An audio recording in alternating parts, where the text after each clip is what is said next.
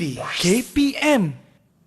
Hai, Assalamualaikum warahmatullahi wabarakatuh dan salam sejahtera diucapkan kepada seluruh penonton Didik TV KPM. Anda bersama dengan saya Aiman Sufian Azman dalam Sukses SPM 2021 Pecutan. Apa khabar adik-adik sekalian? Apa khabar murid-murid sekalian? Harapnya semua dalam keadaan baik-baik, sihat-sihat belaka. Dan pada hari ini, kita nak dengarkan panduan menjawab soalan daripada guru kita. Tapi sebelum tu murid-murid, pastikan anda ada kertas dan pen untuk menulis apakah panduan yang akan guru kita kongsikan.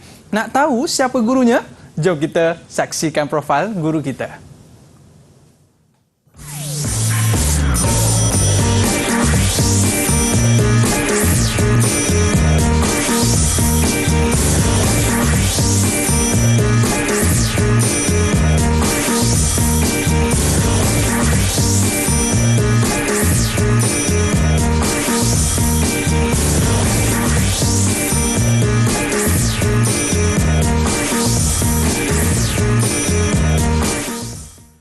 Alhamdulillah kita bersama dengan guru kita Cikgu Muhammad Hazmi Ismail. Apa khabar Cikgu? Cikgu Muhammad Hamzi. Hamzi, minta maaf lah Cikgu. Maklumlah kita ni murid yang cemerlang ni kadang lupa sikit. Okey, baik Cikgu, terima kasih. Kita nak ucapkan kepada Cikgu kerana bersama dengan kita pada hari ini. Tapi Cikgu, kita nak tahu apa kepentingannya subjek mata pelajaran kita dengan apa yang kita akan lalui di luar sana, Cikgu? Oh, terima kasih Aiman bertanyakan soalan tu. Jadi murid-murid yang berminat ataupun yang sedang mengambil mata pelajaran perniagaan ini, sebenarnya kita belajar secara teorinya dengan mendalam dalam mata pelajaran perniagaan ini di tingkatan 4 dan tingkatan 5, yang mana memang akan digunakan apabila murid-murid terlibat dalam perniagaan dan juga keusahawanan di luar sana nanti. Okey, baik. Rasanya murid-murid kita pun dah bersedia dan tak sabar untuk bersama dengan guru kita pada hari ini untuk mendapat panduan menjawab soalan dalam perniagaan kertas 1. Betul Cikgu?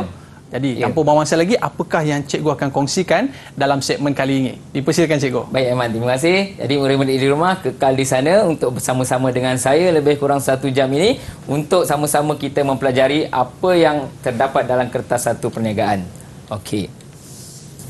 Jadi kita tengok di sini pecutan perniagaan khusus untuk murid-murid yang akan mengambil perniagaan SPM yang akan datang pada 16 hari bulan Mac.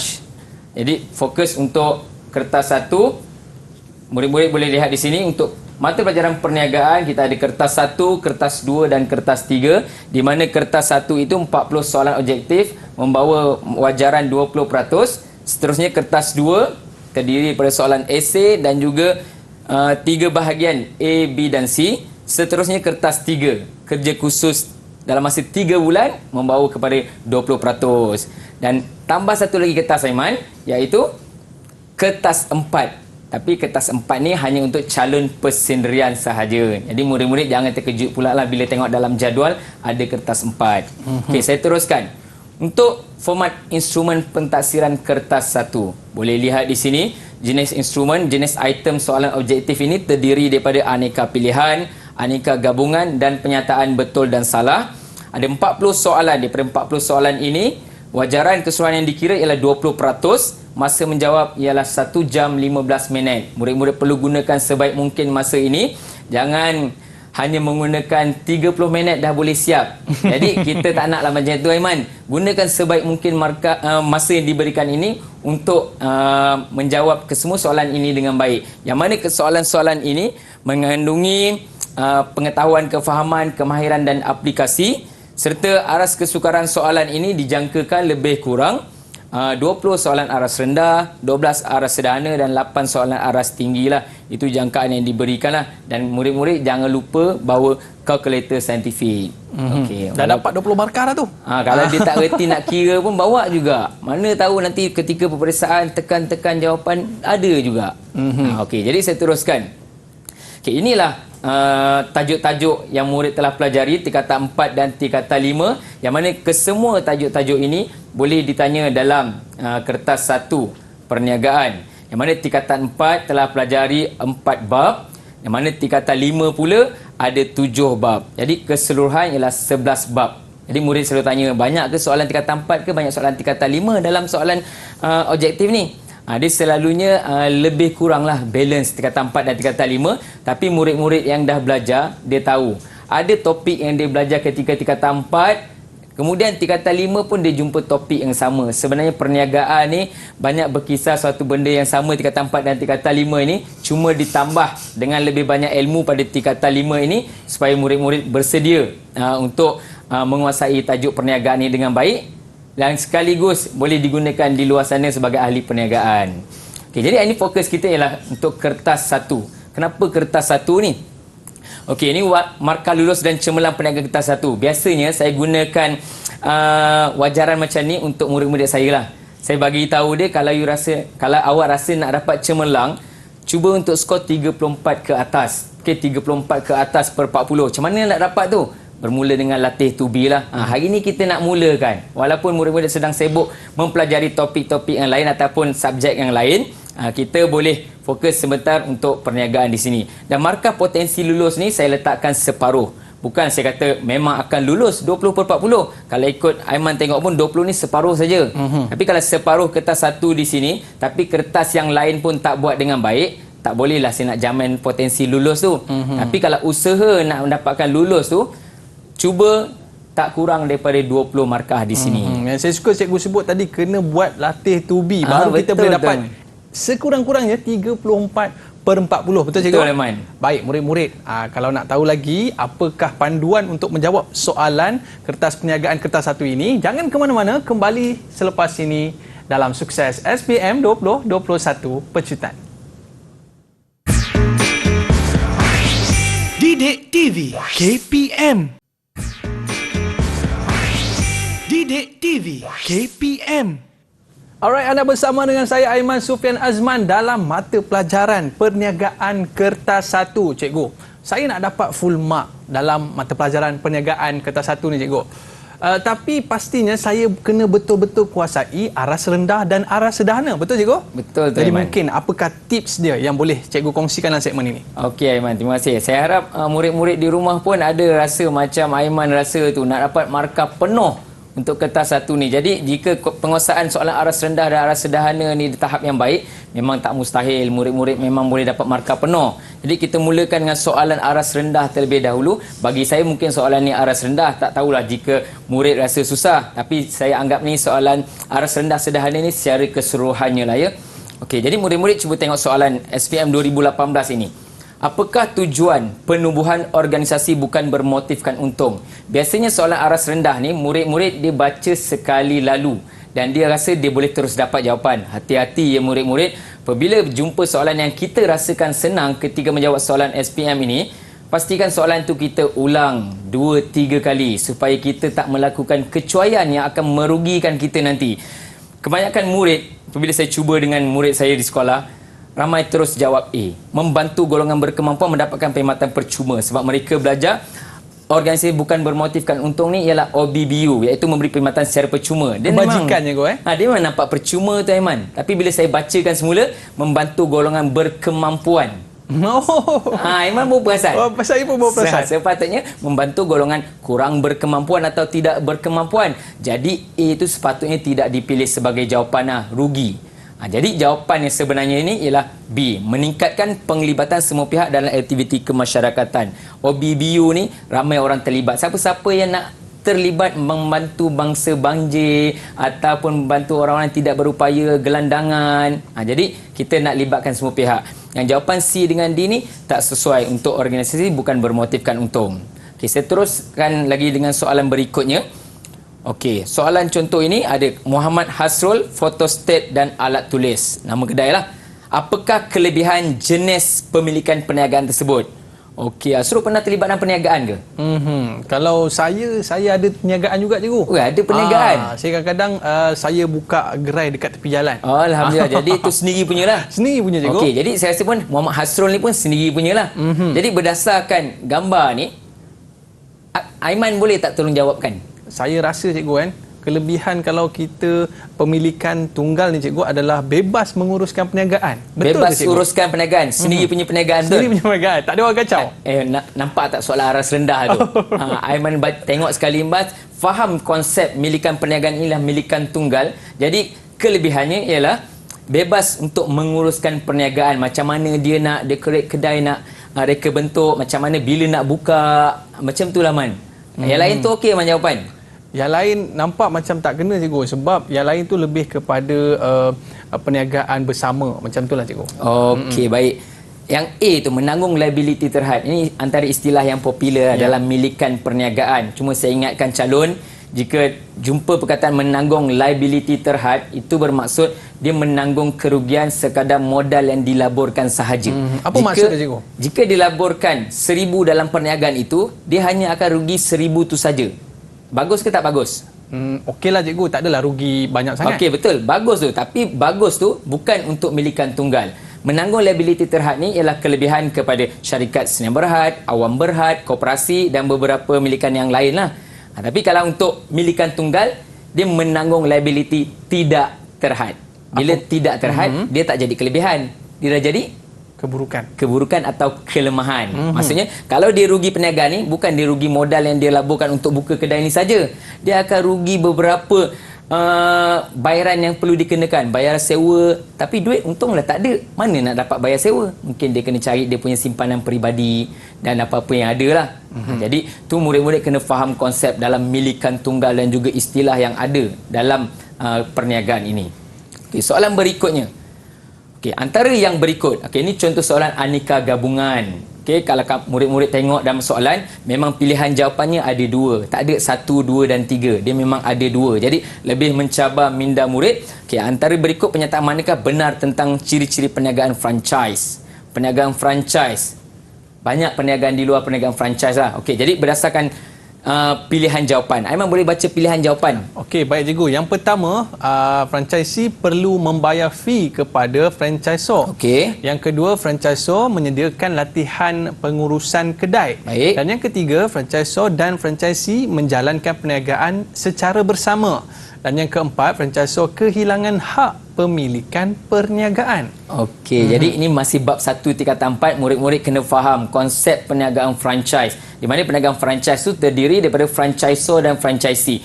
Murid kena bezakan siapa franchisor, siapa franchisee. Senang saya ingatkan murid saya, sebut saja franchisor, nampak dari O ni, saya ingatkan bos. Bos. Jadi franchisor ni ialah syarikat induk yang memberi lesen, memberi kebenaran menjual lesen perniagaan franchise ini kepada franchisee. Jadi yang pertama, franchisee perlu membayar fee kepada franchisor. Biasanya kadang kita sebut fee, kadang kita dengar royalty. Jadi franchisee yang akan bayar untuk mendapatkan lesen tersebut. Jadi satu ni betul. Jadi bila satu dah betul, A dengan B itu pilihan. C dengan D kita dah potong. Potong siap-siap. Cara jawab kertas satu. Jangan nak unsingkan. So bila kita dah nampak C dengan D ni bukan jawapan, 3 ni kita dah tahu jawapan ni salah. Franchisor dan franchisee menjalankan perniagaan secara bersama. Tak, franchisee menjalankan perniagaannya sendiri. Franchisor yang menjual lesen tersebut. Jadi antara 2 dan 4, franchisor menyediakan latihan pengurusan kedai. Inilah salah satu kelebihan perniagaan franchise. Orang suka perniagaan franchise ni sebab apa? Dia diberi latihan. Dan franchisor juga menyediakan promosi kepada franchisee. Jadi ini jawapannya, menyediakan latihan untuk kedai. Jadi mana-mana kita pergi perniagaan franchise pun, kita boleh tengok cara, kaedah yang diberikan kepada kita tu sama je. Semua kedai sama je? Betul. Tak ada kita minta menu lain, dapat lain. Tak, itu konsep perniagaan franchise. So, franchisor kehilangan hak pemilikan, bukan dia jual dia punya kebenaran tu, dia tak ada hilang pun dia punya pemilikan perniagaan. So, jawapannya kat sini ialah A, 1 dan 2 tadi. Cara menjawab soalan aneka gabungan. Seterusnya, soalan berikutnya, apakah butiran yang terdapat dalam elemen rancangan pentadbiran bagi sebuah rancangan perniagaan yang tepat? Murid-murid tingkatan 5 khususnya yang telah selesai membuat kerja khusus iaitu kertas 3 perniagaan, janganlah bila dah hantar kertas 3 tu dia lupakan terus. Memang kita dah selesai dah Man, kertas 3 tu. Jadi bila dah selesai, masih perlu ingat apakah butiran-butiran yang dia buat dalam tersebut, dalam rancangan perniagaan tersebut. Elemen rancangan pentadbiran.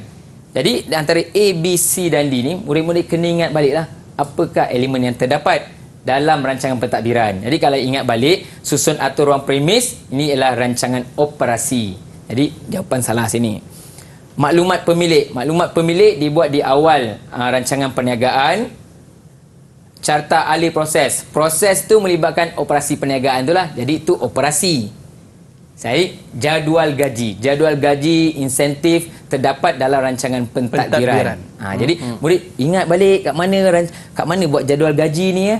Jadi kalau dia ingat balik kat rancangan pentadbiran yang awal sekali, murid-murid akan dapat jawab soalan ni dengan baik. Senang, banyak perlu ingatlah. Nama pun ujian, menguji murid. Jadi berdasarkan apa yang telah dipelajari tu, perlu ingatlah. Maknanya satu-satu kena baca perlahan-lahan je baru kita dapat. Kena perlahan-lahan. Sebab tu saya kata, tunggu sampai akhir ni. Saya akan kongsikan tips bagaimana dia sepatutnya boleh skor dengan baik kertas satu perniagaan ini. Okey cikgu, tadi kita cerita pasal aras rendah. Okey. Mungkin cikgu boleh kongsi pula aras sederhana macam aras mana sederhana. soalan Nak ni aras cikgu? sederhana saya up sikit Up Okey, saya naikkan sikit. Okey, murid-murid kat rumah, saya rasa mungkin rasa macam tak berapa mencabar soalan tadi kan. Okey, kita naikkan cabaran untuk murid-murid di rumah. Okey, soalan aras sederhana. Okey, maklumat berikut berkaitan dengan jenis rakan kongsi. Jadi, ini perniagaan milikan perniagaan. Milikan perniagaan, perkongsian. Murid-murid perlu tahu ada beberapa jenis rakan kongsi. Jadi, maklumatnya ialah menyumbangkan modal, tidak aktif dalam pengurusan, menanggung liability terhad. Apakah jenis rakan kongsi tersebut? Okey, untuk makluman Aiman dan juga murid-murid di rumah, seperti yang kita dah belajar, rakan kongsi ni ada 5. Bila sebut jenis rakan kongsi yang 5, murid-murid kan terkeliru antara jenis rakan kongsi dan jenis perkongsian. Itu lain, sebab kita kena fahamkan apa soalan minta. Jenis rakan kongsi. Jadi menyumbangkan modal, kebanyakan rakan kongsi menyumbang modal, tapi mungkin ada yang tak menyumbang modal. Tidak aktif. Okey, bila tidak aktif, ni tak dapat jawapan. Dia aktif. Okey, menanggung liability terhad. Kebanyakan rakan kongsi semuanya menanggung liability tidak terhad. Sebab dia perniagaan perkongsian tadi, tidak terhad lah. Modal yang boleh melibatkan dia punya harta peribadi. Tapi satu je rakan kongsi yang menanggung liability terhad, iaitu rakan kongsi berhad. Oh, baik cikgu. Jadi dia ikutkan ada dah dia punya key point tu, menanggung liability terhad, rakan kongsi berhad. Jadi murid perlu bezakanlah supaya kita dapat tahu rakan kongsi yang mana berdasarkan ciri-ciri yang dinyatakan. Okey, ini tajuk bab 1, tingkatan 4. Seterusnya, okey, ini kita bagi gambar. Penyataan manakah merupakan peranan agensi kerajaan di gambar sebelah. Jadi murid-murid dah belajar tajuk ni dalam trend persekitaran perniagaan yang mana ada gambar Majlis Amanah Rakyat MARA. So dalam apa yang kita pelajari tentang MARA ni, kita boleh fikirkan manakah peranan yang diberikan oleh MARA. Jadi berdasarkan jawapan ini, rasanya jawapan murid-murid sendiri tahu, sebab MARA ni biasanya memberi pinjaman, tapi tak kepada semua orang lah. Dia bagi pinjaman kepada Bumi Putra. Okey, itu salah satu peranan yang dimainkan oleh MARA. Jadi kan nampak beri pinjaman, itulah menyediakan sumber kewangan kepada usahawan. Kenapa jawapan yang lain tak diterima? Mempromosikan aktiviti perniagaan di luar negara ni, Matrade. Okey, yang C membuat penyelidikan dan pembangunan produk berkaitan SIRIM. Dan D menjamin kedudukan kewangan pencarung pada usia tua, KWSP. Ya, pandai yang mana. Betul, tepat sekali. Jadi tak berkaitanlah jawapannya di situ. Okey, kita teruskan dengan soalan berikutnya. Okey, pernyataan manakah mempunyai ciri objektif perniagaan yang baik? Jadi murid-murid, saya dah highlightkan ciri objektif tu. Bila sebut ciri objektif, apa yang kita perlu tahu, dia memang cerita tentang smart.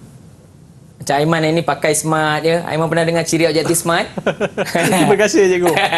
Okey, jadi smart ni berkaitan specific, measurable, attainable, realistic time frame. Sebut je ciri objektif, ceritanya tentang smart. Jadi antara A, B, C dan D ni, kita tengok manakah yang mempunyai ciri-ciri smart ini.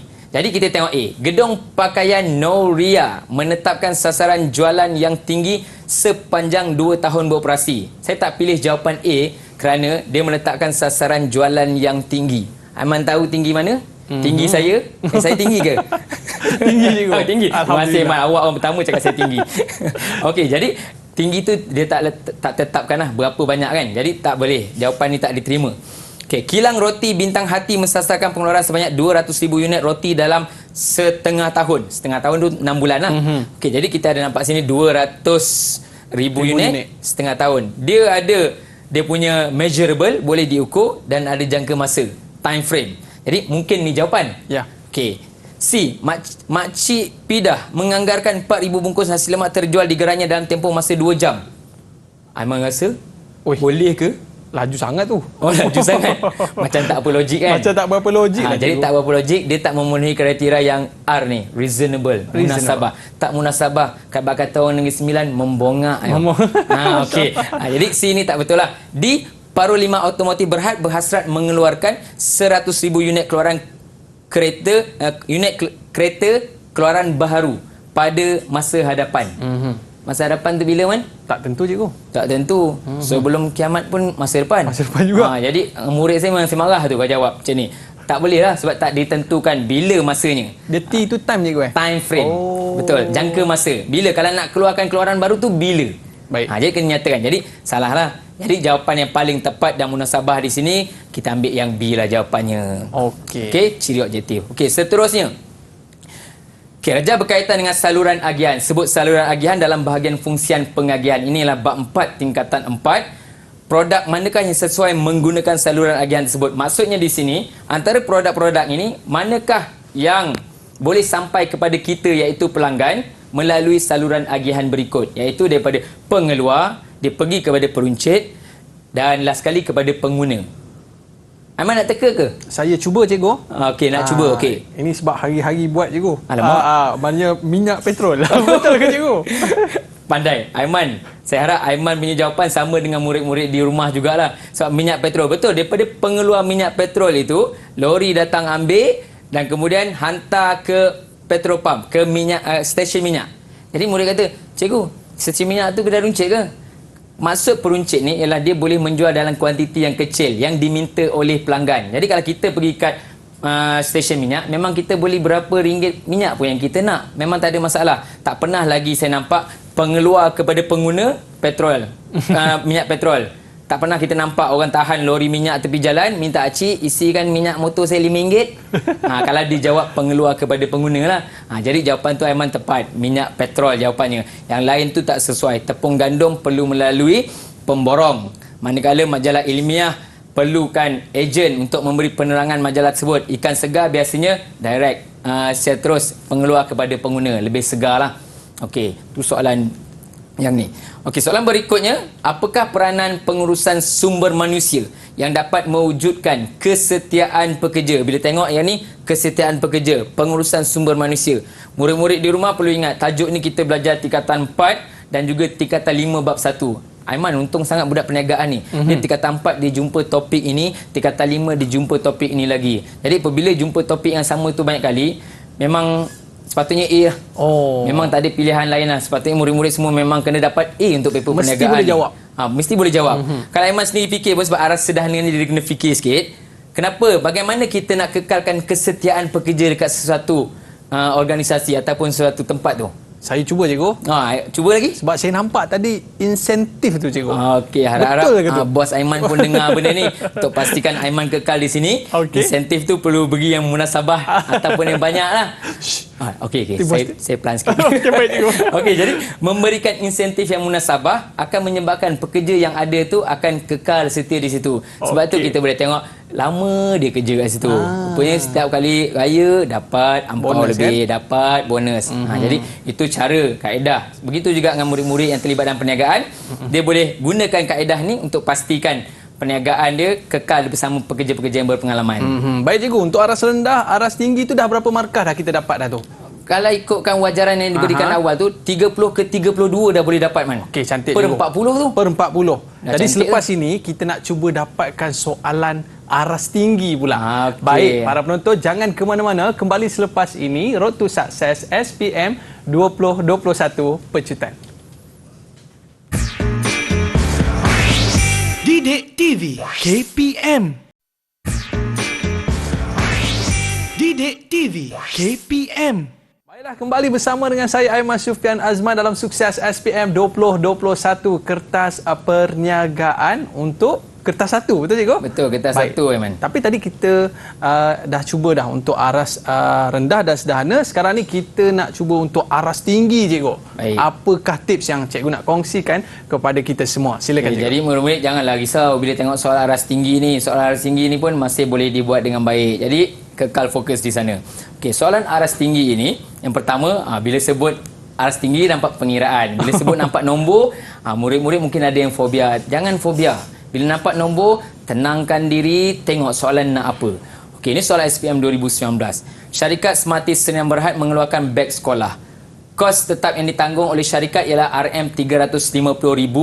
Beg dijual dengan harga RM60 seunit. Kos berubah seunit RM25. Modal syarikat berjumlah RM400,000. Berapakah titik pulang modal? Okey, jadi soalan tanya titik pulang modal. Yang mana murid-murid semua sedia maklum, kita selalu sebutkan sebagai TPM. TPM bukan Timbalan Perdana Menteri. Ini ialah titik pulang modal. Titik pulang modal ni murid-murid belajar tingkatan 4, tajuk bab 3, visi misi objektif perniagaan, dan tingkatan 5 sebenarnya ada jumpa lagi sekali dalam tajuk penyata kewangan titik pulang modal. Jadi murid-murid bila tengok soalan pengiraan kena tahu formula. Memang kena hafal lah. Memang kena hafal. Tak ada pilihan yang lain. Macam mana nak hafal? Soalan tu buat banyak kali, tulis banyak kali, murid-murid akan tahu. Jadi murid-murid yang tahu formula ni memang jadi macam kita sebut sebagai makanan lah. Makanan. Soalan ni sebenarnya tak jadi susah pun. Formula titik pulang modal ialah kos tetap bahagi harga tolak kos berubah senet. Tapi murid-murid perlu ingat, formula ini jangan lupa dibuat kurungan bawah ini. Jadi jika tiada kurungan ini menyebabkan murid akan tak dapat jawapan yang tepat ataupun tersalah kira. Jadi kos tetap bahagi harga tolak kos berubah senet. Kita tengok kos tetap di sini berapa? Dah bagi tahu RM350,000. RM350,000. Okey. Seterusnya harga beg ini ialah RM60. Letak RM60, tolak dengan kos berubah senet pun dah diberikan RM25. Okey, jadi kita selesaikan di bawah dulu. 60 tolak 25 kat sini sama dengan 35. Okey, jadi murid-murid, ini tak payah tekan kalkulator man. Nampak 350,000 bahagi 35. Potong 35 sini, potong jadi 1. Jadi 0,0,0,0. Jadi jawapannya man? 10,000, cikgu. 10,000. Jawapannya. Jadi untunglah murid-murid yang dah hafal formula ni. Sedangkan soalan ni tak susah pun, semua dah diberikan. Jadi saya harap murid-murid yang masih belum hafal formula, ambil masa kamu sebelum peperiksaan sebenar untuk hafal formula titik pulang modal. Okey, seterusnya. Maklumat berikut berkaitan dengan sektor perniagaan. Sektor perniagaan Perusahaan biotech menggunakan jentera dan mesin khas untuk pengeluaran produknya. Apakah kategori yang menyokong? Soalan tanya yang menyokong pengeluaran bagi perusahaan tersebut. Jadi ini soalan sektor perniagaan. Sektor terbagi kepada 3, iaitu sektor pertama, kedua dan ketiga. Jadi jika kita lihat pada soalan ini ialah sektor kedua. Jadi sektor kedua memang ada pembinaan, memang ada penghilangan, kejuruteraan dan juga pembekalan tenaga. Jadi key point di sini jika murid-murid faham mesin khas. Bila sebut tentang mesin khas di sini, tak lain tak bukan jawapannya ialah kejuruteraan. Tak ada kaitan yang lain. Murid mungkin terkeliru dengan penghilangan sebab dia disebut pengeluaran. Tapi sebab kategori yang menyokong pengeluaran bagi perusahaan tersebut, mesin khas ini. Okey, jadi jawapannya ialah C. Saya ingat penghilangan tadi, cikgu. Ramai juga murid yang terkeliru sebab sebut pengeluaran di sini. Tapi sebab perusahaan biotech menggunakan jentera dan mesin khas untuk pengeluaran produknya. Soalan tanya apakah kategori yang menyokong pengeluaran tersebut. Jadi sokongan itu diberikan melalui sektor kejuruteraan. Okey, seterusnya. Okey, maklumat berikut berkaitan dengan klasifikasi perniagaan. Aiman nampak perniagaan X, perniagaan Y. Jadi kemahiran dan urusan guaman barang berasaskan getah. Jadi pekerjanya diletakkan sama situ. Mempunyai 85 orang pekerja. Tetap. Jadi klasifikasi perniagaan. Jadi murid-murid tolong ingat. Bila sebut klasifikasi perniagaan, kita perlu tahu ini ialah bab 1. Klasifikasi ialah ceritanya saiz dan sektor. Kadang-kadang soalan dia tak tanya saiz, dia tak tanya sektor. Dia sebut klasifikasi perniagaan. Jadi murid kena maklum. Yang klasifikasi itu ialah saiz dan sektor. Jadi untuk menjawab soalan ini kita tengok dulu sektor perniagaan. Mungkin sektor tu lebih senang. Sebab sektor kita nampak kemahiran dalam urusan guaman, barang berasakan getah. Kemahiran dalam urusan guaman. Guaman tu apa, Aiman? Guaman lawyer lah. Lawyer. Macam dia bagi apa? Dia perkhidmatan. Bagi perkhidmatan nampak. Aiman pun sebut dia bagi perkhidmatan. Sebut perkhidmatan, jadi dah nampak sektor perkhidmatan di sini. Sektor perkhidmatan tu sektor ketiga lah.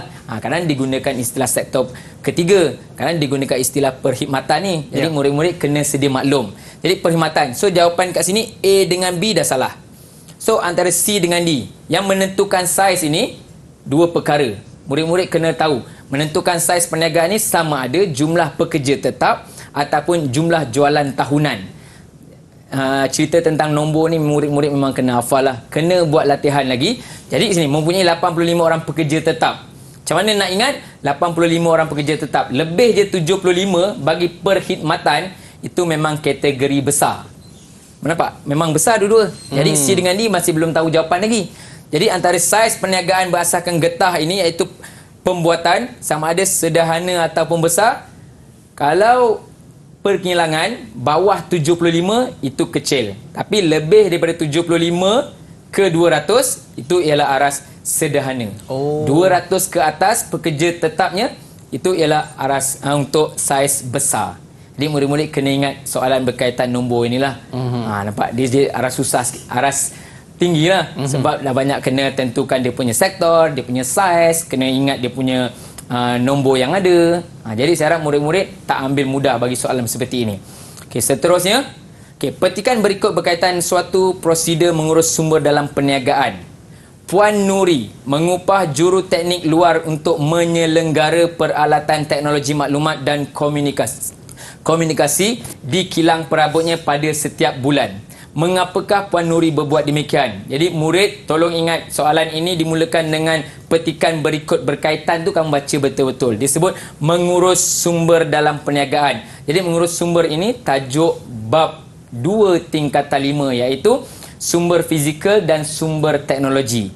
Jadi murid-murid tengok menyelenggara peralatan, sepatutnya murid-murid dah sedia maklum. Ini ialah berkaitan sumber fizikal. Bila sebut sumber fizikal, ada dua kaedah prosedur urus. Sama ada selenggara dan baik pulih serta insurans dan keselamatan. Jadi kita tengok kat sini, kalau sebut insurans keselamatan tu tajuk yang lain. Jadi kalau mendapat pembahasan jika berlaku risiko ni, bukanlah jawapannya. Ini berkaitan insurans tadi. Bukan.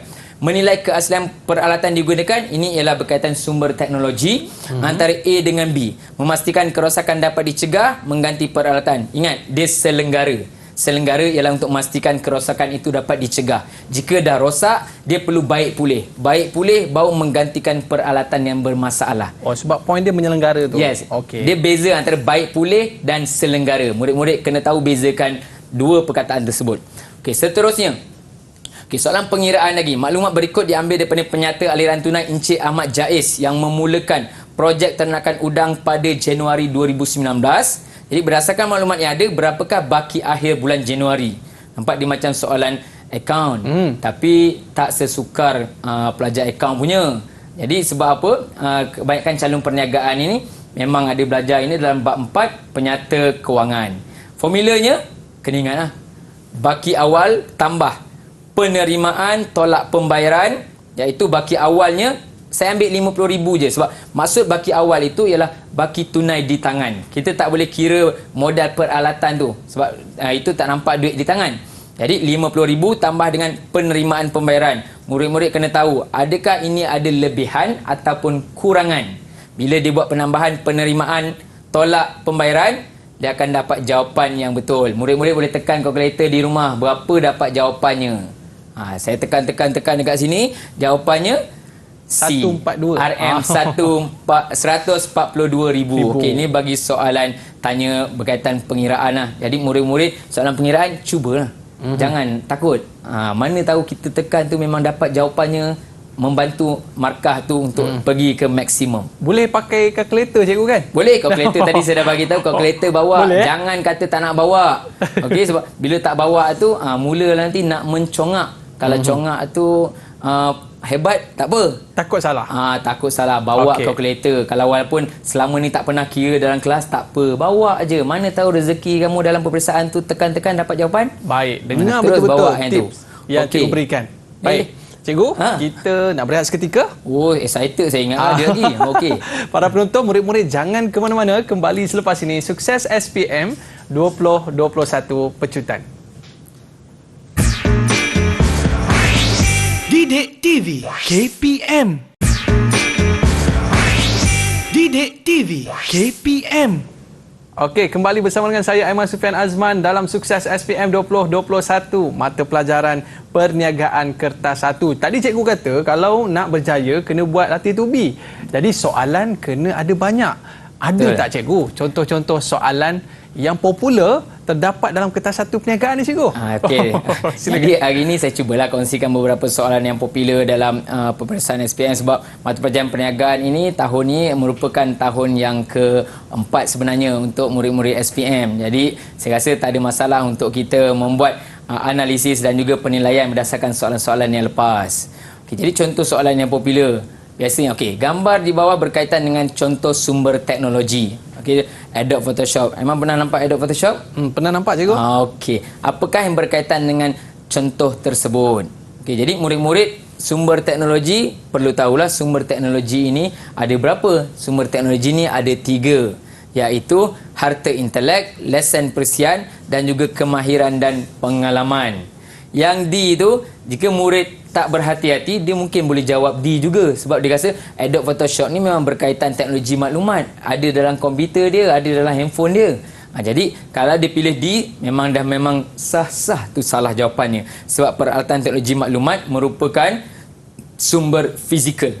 Jadi sepatutnya Adobe Photoshop ini merupakan lesen perisian. Jawapannya ialah lesen perisian. Murid-murid kena bezakan antara harta intelek dan juga lesen perisian. Okey, ini soalan yang pertama. Soalan berikutnya, okey, yang ni nampak ada dialog, nampak garang sikit kan. Okey, gambar satu adalah dialog antara seorang pengurus Encik Abbas dengan staf bawahannya Puan Najiha. Aiman jadi Encik Abbas Okey. Saya cuba. Okey, Encik Abbas, anak saya demam panas. Bolehkah saya minta izin balik sekarang? Esok saya akan siapkan kerja ni. Maaf Puan Najiha, kerja ni mesti kena siap segera. Sebelum esok, saya nak awak selesaikan kerja ni sebelum urusan hal keluarga anak awak.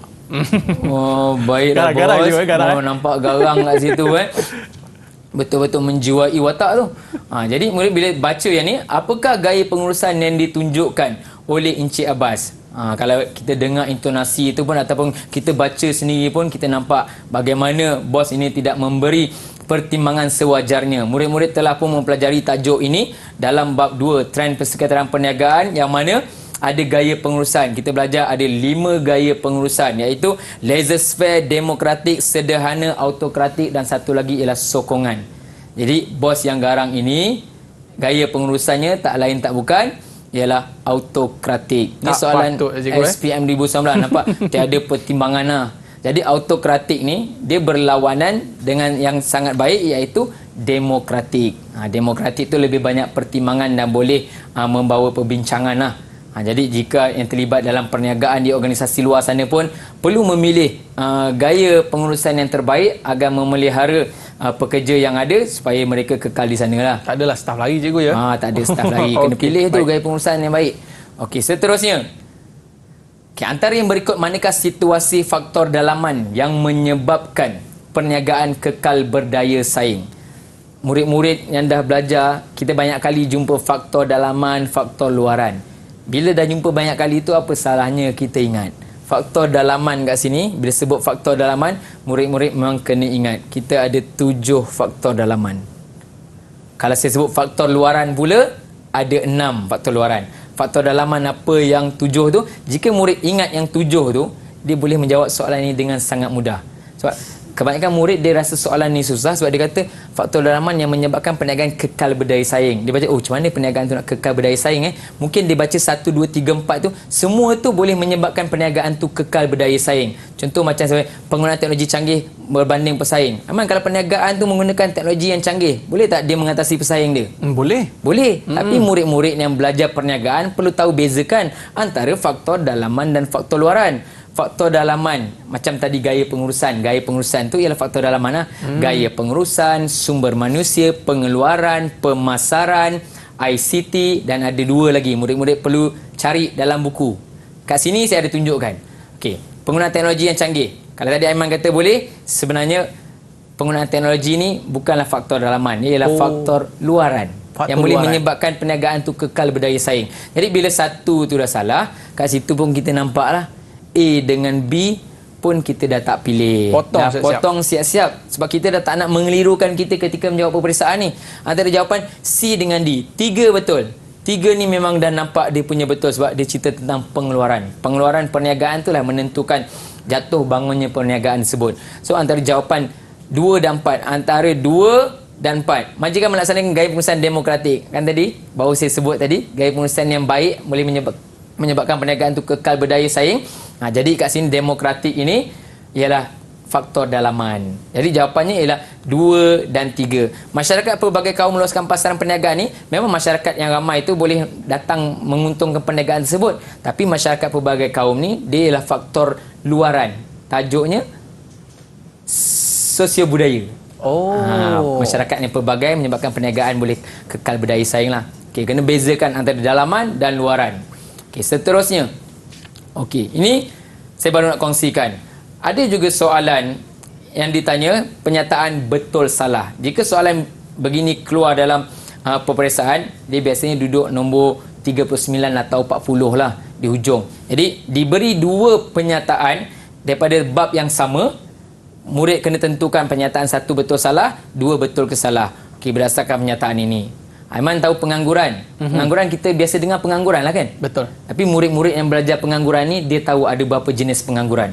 Dalam buku teks tu ada ceritakan 4 jenis pengangguran, iaitu pengangguran kitaran, teknologi, bermusim dan struktur. Tapi jangan dilupakan satu lagi pengangguran yang ada juga dalam buku teks tu ialah pengangguran geseran. Perlu tahu juga sebab benda tu memang dah ada dalam buku teks. Jangan kata tak tahu. Jadi kat sini pengangguran kitaran menunjukkan pekerja sedia ada akan kehilangan pekerjaan kerana tiada kemahiran berkaitan perubahan ekonomi semasa. Jadi murid tentukan betul ke salah. Ini kitaran.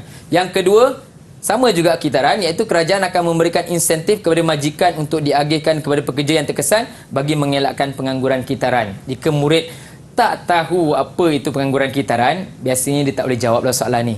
Kalau dia tahu, key point sebenarnya kitaran ini ialah berkaitan kemelesetan ekonomi. Bila kemelesetan ekonomi menyebabkan pekerja itu terpaksa dihentikan. Contoh ketika pandemik COVID berlaku, ramai pekerja terpaksa dihentikan. Bila pekerja itu dihentikan, sebab apa? Majikan tak mampu bayar gaji pekerja. Itulah sebenarnya yang berlaku pengangguran kitaran. Tapi sini dia beritahu menunjukkan pekerja tidak ada kehilangan pekerjaan kerana tiada kemahiran berkaitan perubahan ekonomi semasa.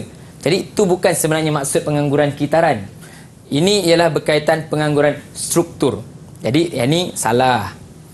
2. Kerajaan memberikan insentif kepada majikan bagi mengelakkan pengangguran kitaran. Jika murid-murid ada dengar dalam berita, insentif diumumkan oleh Perdana Menteri, iaitu pemberian insentif kepada pekerja-pekerja ini bagi mengelakkan pengangguran kitaran melalui program subsidi upah yang telah diperkenalkan. Jadi 2 ni betul. So jadi salah dan betul kita tengok balik. Salah dan betul, tandalah jawapan B. Okey. Jadi murid jangan terkejut pula kalau keluar soalan, tapi tak semestinya keluarlah. Tapi ini antara bentuk soalan yang biasa ada dalam kertas 1. Okey, seterusnya.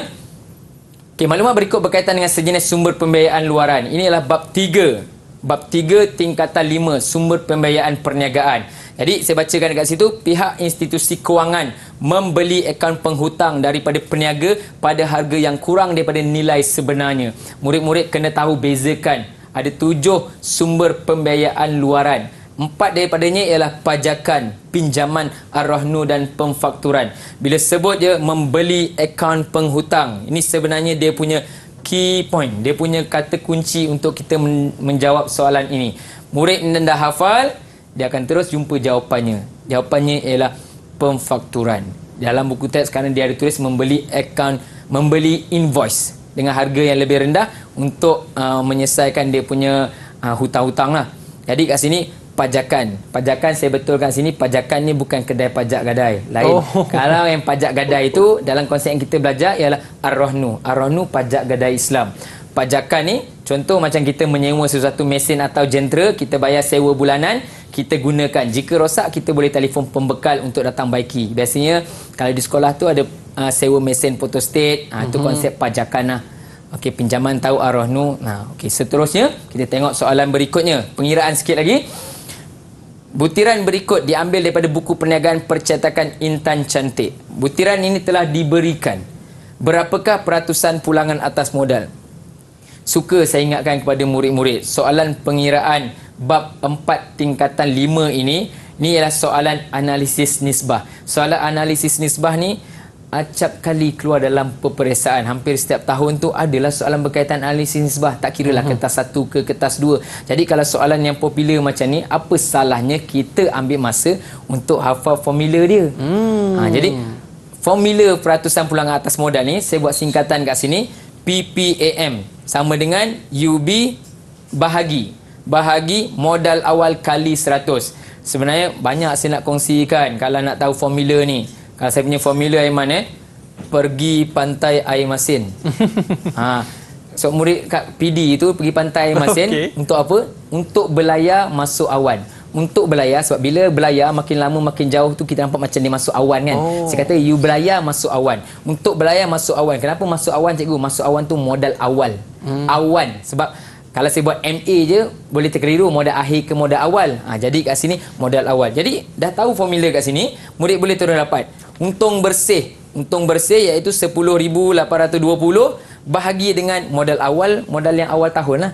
Modal awal kali dengan 100. Murid akan terus dapat jawapannya. Jadi kat sini analisis nisbah ni, tolong buat ulang kaji analisis nisbah untung, kecairan dan juga kecekapan. Hafalkan formula tu melalui latih tubi soalan-soalan yang lepas ataupun soalan percubaan negeri lain. Cikgu, banyak ke soalan untuk aras tinggi ni cikgu? Jika kita lihat pada wajaran yang diberikan, dia anggaran dalam 5 ke 8 soalan aras tinggi lah. Soalan aras ni saya pun tak boleh nak yakinkan itu soalan aras tinggi, sebab ada soalan yang kita rasa susah, murid kita rasa senang. Ada soalan yang kita rasa sangat senang, murid kita rasa susah. Jadi aras ni kita boleh buat anggaran sajalah, tak semestinya. Tapi kebanyakan soalan pengiraan ini, sebab dia memang satu, murid-murid dia dah letakkan dalam fikiran dia. Soalan pengiraan je terus rasa susah.